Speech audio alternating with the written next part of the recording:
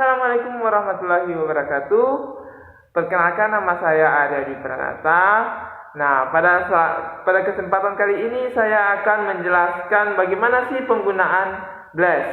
Nah, sebelum melangkah lebih jauh, perlu kita ketahui apa sih BLAS itu. Nah, BLAS adalah Basic Local Arrangement Search Tool, yang dimana merupakan suatu program online pada situs NCBI atau yang biasa kita kenal dengan National Center for Technology Information, yang sering digunakan dalam kajian bioinformatik. Nah, program ini berfungsi untuk mengetahui tingkat persamaan atau similarity dari suatu sekuens nukleotida dan protein terhadap sekuens nukleotida dan protein yang terdapat pada gene bank.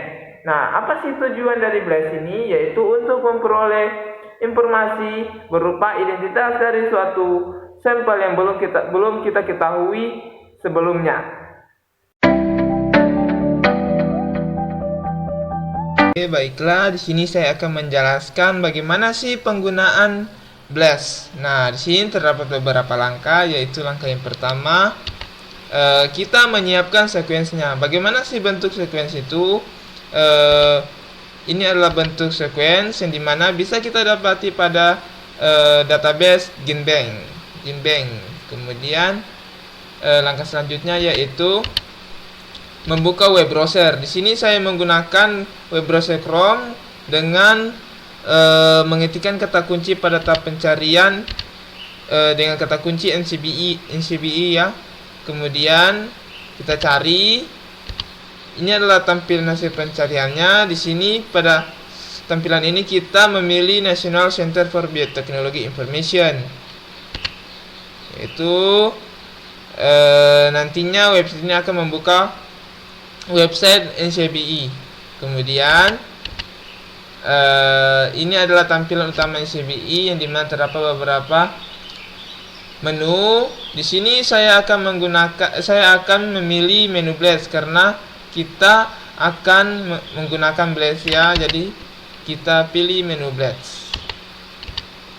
Kemudian inilah tampilan utama dari menu BLAS yang dimana terdapat beberapa menu, yaitu Nucleotide BLAS, BLASX, T-BLASN, dan Protein BLAS. Di sini saya jelaskan sedikit fungsinya. Di sini Nucleotide BLAS membandingkan suatu sekuens nukleotida meragukan yang kita miliki dengan database sekuens nukleotida.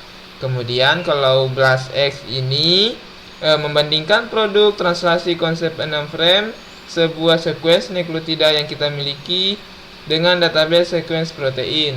Nah, kalau untuk T-BLASN ini berguna untuk membandingkan suatu sekuens protein yang kita miliki dengan database sekuens nukleotida yang secara dinamis ditranslasi pada semua pembacaan 6'. Nah, dan yang selanjutnya yaitu adalah protein BLAS. Nah, protein BLAS ini membandingkan suatu sekuens asam amino yang kita miliki dengan database sekuens protein. Oke, di sini saya akan memilih Nucleotide BLAS. Pilih menu Nucleotide BLAS. Nah, ini adalah tampilan dari Nucleotide BLAS. Di sini saya akan memasukkan query sequence yang telah saya sediakan tadi. Kemudian selanjutnya yaitu mengatur range yang akan kita cari. Nah, di sini kita memasukkan range sequence yang ingin kita cari. Di sini saya tidak mengaturnya karena saya akan mencari semua sequence-nya ini. Kemudian memberi judul. Di sini saya tidak memberi judul karena akan otomatis diberikan judul pada hasil pencariannya nanti ya. Di sini kita memilih standar database. Kita mengatur pada database-nya ini kita memilih standar database. Kemudian pada tab program selection ini Optimus for, di sini saya memilih bagian pertama yaitu highlight similar sequence. Nah, untuk yang di atasnya itu bersifat opsional ya, bisa kita isi bisa tidak. Nah, selanjutnya pilih menu BLAS. Di sini kita akan melakukan BLAS ya, teman-teman. Nah, ini prosesnya, tunggu hingga selesai. Di sini tergantung kecepatannya ini tergantung dari internet ya, teman-teman. Jadi silahkan tunggu. Nah, selanjutnya ini adalah hasilnya.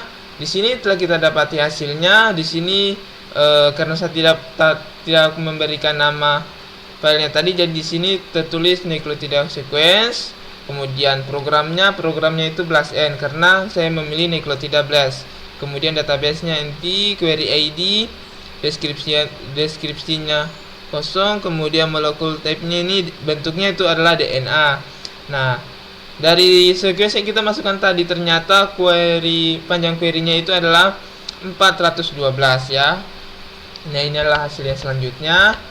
Ini tampilan pada tab description. Di sini terdapat beberapa sequence yang hampir mirip ya, dan ada juga yang mirip. Nah, yang mirip itu persentasenya itu mencapai 100%. Di sini diurutkan dari yang paling mirip hingga yang sedikit-sedikit mirip ya, atau di sini bisa kita lihat yang paling mirip itu yang paling atas dengan nama Apididae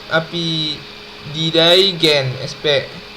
Nah, selanjutnya ini adalah tampilan pada tab graphic summary. Di sini sequence yang mirip tadi ditampilkan dalam bentuk grafik. Jadi di sini grafiknya kalau penuh dari 1 sampai 400 berarti sequence-nya itu mirip 100% ya. Kemudian ini hasil pada tabs alignment. Di sini query sequence yang kita masukkan tadi dicocokkan per query-nya. Jadi dicocokkan dengan database yang ada di GenBank ya. Jadi dicocokkan masing-masing huruf-hurufnya yang terdapat pada query. Jadi dicocokkan apakah mirip atau tidak. Jadi di sini ternyata semua sequence yang kita masukkan tadi itu mirip. Ternyata ada yang mirip pada yang terdapat pada database GenBank. Kemudian ini hasil pada tab taxonomy. Di sini kita bisa melihat organismenya, taxonominya ini dalam organisme apa ternyata pada sequence yang kita cari tadi. Di sini bisa kita melihat dan juga kita bisa melihat secara detail ya dari sequence yang kita lakukan tadi. Nah, ini adalah tampilan detail sequence yang mirip yang terdapat pada bagian pertama tadi. Ternyata di sini ditampilkan procedure-nya, definition-nya, accession, version, keyword, source, reference, author, title, jurnal, reference, author, title, jurnal. Kemudian comment features-nya dan lain-lain ya. Jadi tampilan detail dari sequence yang kita cari tadi.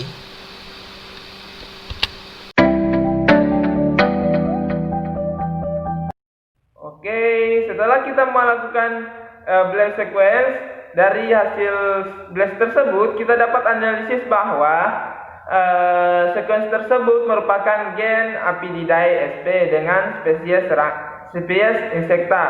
Nah, gen tersebut digunakan untuk merekonstruksi pterygoid poligeny serangga dari nilai faktor perkembangan gen alpha 1. Nah, di sini kita dapat simpulkan bahwa dari BLAST tersebut kita dapat melihat hasil kemiripan dari sequence yang kita sediakan atau sequence yang kita cari dengan database GenBank.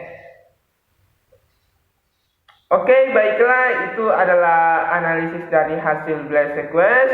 Lebih dan kurangnya saya mohon maaf. Wabillahi taufiq wal hidayah. Wassalamualaikum warahmatullahi wabarakatuh.